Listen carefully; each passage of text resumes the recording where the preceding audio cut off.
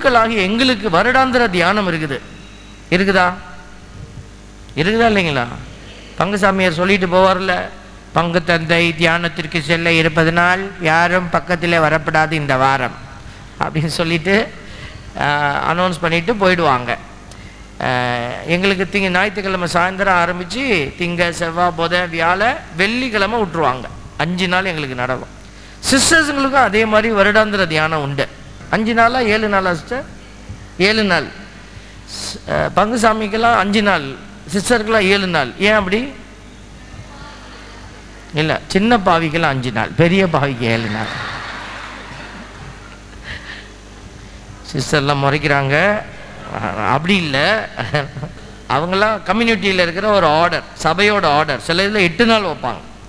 எங்களுக்கு வெள்ளிக்கிழமை வந்தால் தான் நாங்கள் சனி ஞாயிற்றுக்கிழமை பூசைக்கு ரெடி பண்ண முடியும். அதனால் எங்களை அனுப்புகிறாங்க. அப்போ எங்களுக்கெல்லாம் தேவை. அப்போ உங்களுக்கு தேவையா இல்லையா? இந்த தியானம் அப்படிங்கிறது நம்ம பரிசோதித்து பார்க்கிற ஒரு நிகழ்வு. இந்த நிகழ்வு பரிசோதித்து பார்க்கிற இந்த ஒரு செல்ஃப் அனாலிசிஸ்ன்னு சொல்லுவாங்க, செல்ஃப் ரியலைசேஷன், சுய ஆய்வு. இந்த ஆய்வுக்கு நம்மளை உட்படுத்தாமல் உங்களால் எந்த மாற்றத்துக்கும் முன் வரவே முடியாது. ஏன்னா நான் புரியணும் இல்லை, நான் பாவியா இல்லையான்னு எனக்கு தெரியணும் இல்லை, நான் என்ன பாவம் பண்ணினேன்னு. அப்போ அதை உணர்த்துறது எது? இந்த இறைவார்த்தையை தூக்கி போட போட போட ஆழத்தினுடைய அடியில் கிடக்கிற எல்லா விஷயங்களும் மேலே வருங்க. அதுக்கு தான் இந்த 3 நாள்.